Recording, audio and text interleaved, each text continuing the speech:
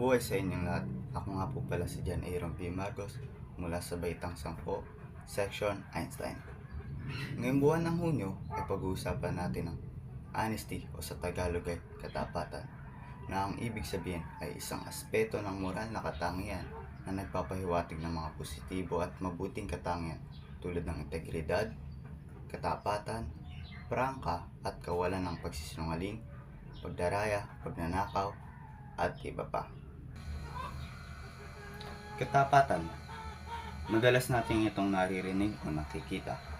Halimbawa na lamang ito ay, honesty is the best policy at bawal mangopya.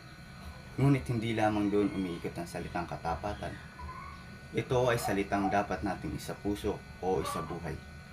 Ito ay ang pagiging tapat sa mga salitang nilalabas ng ating bibig at sa ating mga ginagawa. Pero bakit nga ba kailangan natin maging tapat?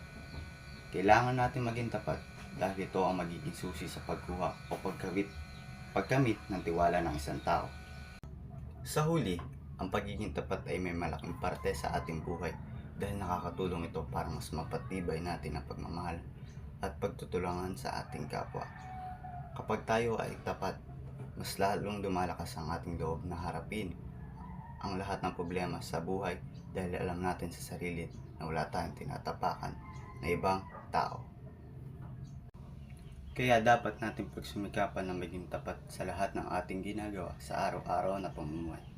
Hindi man ito madali, ngunit sa huli, mabibigyan ito ang ating isipan na ang buhay ay payapa.